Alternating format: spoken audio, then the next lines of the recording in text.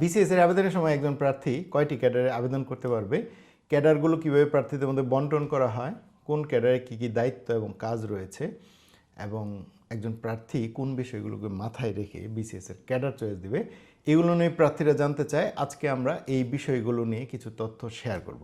আসসালামু আলাইকুম সুপ্রিয় চাকরি প্রার্থী এবং যারা দেখছেন সবাইকে স্বাগত জানাচ্ছি। প্রত্যাশা করছি সকলেই ভালো আছেন।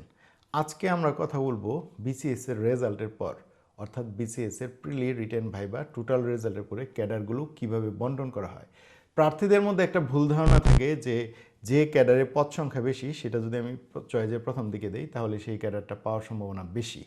অথবা কিছু প্রার্থীর মধ্যে একটা ভুল ধারণা থাকে যে আমি যে ক্যাডারটা আগে চয়েসে দিব সেই ক্যাডারটা আমার পাওয়ার সম্ভাবনা বেশি, পরের দিকে চয়েসে দিলে পাওয়ার সম্ভাবনা কম। আসলে বিসিএস এর কোনো ক্যাডারের শূন্য পদ বা কোনটা আগে চয়েস দিলেন বা পরে চয়েস দিলেন এর উপরে ক্যাডার বন্টন করা হয় না। বিসিএস এর ক্যাডার বন্টন করা হয় চাহিদা অনুযায়ী। আজকে আমরা উদাহরণসহ এই বিষয়গুলো ডিটেলস আপনার সাথে শেয়ার করছি।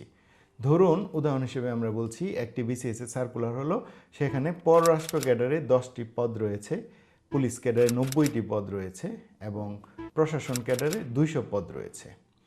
অর্থাৎ এই তিনটা ক্যাডারে 300 পদ রয়েছে, উদাহরণ হিসেবে আমরা বলছি। তো একজন প্রার্থী যখন বিসিএসে আবেদন করবে, আবেদন করার পরে উনি যদি প্রিলি, রিটেন, ভাইবা সবগুলো উত্তীর্ণ হয়, অর্থাৎ রিটেন এবং ভাইবা 900 এবং 100 নম্বর ভাইবা, এই টোটাল 1000 নম্বরের উপরে সকল প্রার্থীকে জাজমেন্ট করা হবে বা ভ্যালুয়েশন করা হবে। একজন প্রার্থী যখন এই 1000 নম্বরের মধ্যে ভ্যালুয়েশন করা হবে তখন দেখা গেল যে সে সবগুলো প্রার্থীর মধ্যে সে ফার্স্ট হয়েছে। তো যেহেতু উনি ফার্স্ট হয়েছেন, পররাষ্ট্র ক্যাডারে যেহেতু পদ রয়েছে 10টি, উনি ফার্স্ট হয়েছেন মানে পররাষ্ট্র, পুলিশ, প্রশাসন যত ক্যাডার রয়েছে সবগুলো ওনার জন্য উন্মুক্ত। যেহেতু এর আগে কেউ কোনো ক্যাডার পায়নি, সেই তো ফার্স্ট, সে হচ্ছে প্রথমবারের মতো ক্যাডার পেতে যাচ্ছে। সবগুলো ক্যাডার তার জন্য ওপেন, উনি যে ক্যাডারটি ফার্স্ট চয়েস দিয়েছেন সেটি পেয়ে যাবেন।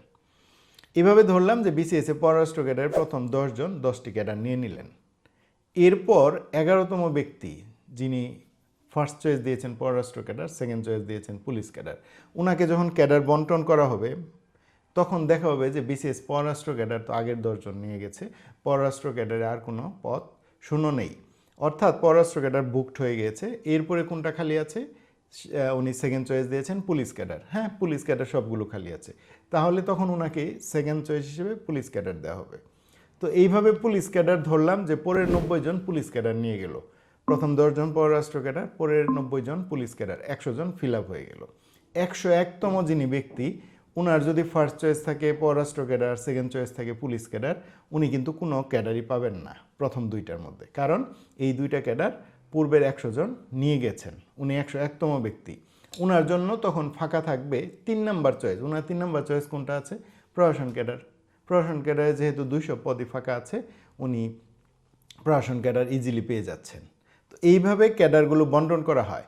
ধরুন যে পররাষ্ট্র, পুলিশ এবং প্রশাসন মিলে যে 300 পদ আছে, 300 পদ ফিল আপ হয়ে গেল। 301তম যে মেধাক্রম যে প্রার্থী আছে সে যখন ক্যাডার চয়েস দিতে আসবে, ফার্স্ট চয়েস যদি পররাষ্ট্র, পুলিশ বা প্রশাসন থাকে, উনি কিন্তু এই ক্যাডারগুলো পাবেন না, কারণ এটা অলরেডি বুকড হয়ে গিয়েছে। ওনাকে তখন দেখতে হবে যে ওনার 4 নাম্বার চয়েসে কোন ক্যাডারটি রয়েছে, ওই ক্যাডারটা ফাঁকা রয়েছে, উনি ওই ক্যাডারটা পাবেন। যদি এরকম হয় না, কারণ মেধাক্রম টানা সিরিয়ালি হচ্ছে একটা ক্যাডার চয়েস দেয় না, অন্য ক্যাডারও চয়েস দেয় মিক্সড করে। আমি জাস্ট উদাহরণ হিসেবে বললাম যে ক্যাডার বন্টন করা হয় আসলে আপনার 900 নম্বরের রিটেন নম্বর, 900 মার্কস এবং ভাইবা 100 নম্বর, এই টোটাল 1000 নম্বরের উপরে আপনার যখন পরীক্ষা নেওয়া হবে বা সব পরীক্ষা শেষ হলে টোটাল হচ্ছে মেরিট লিস্ট করা হবে এবং মেরিট লিস্ট থেকে আপনার প্রেফারেন্স অনুযায়ী আপনার ক্যাডারগুলো দেওয়ার চেষ্টা করা যাবে। বাট আমরা যে চিন্তা করি যে ক্যাডারের পদ সংখ্যা অনেক বেশি বা আমি চয়েসে প্রথম দিকে যে ক্যাডারটি দিব সেটি পাওয়ার সম্ভাবনা বেশি, এটা কিন্তু একদম ভুল ধারণা।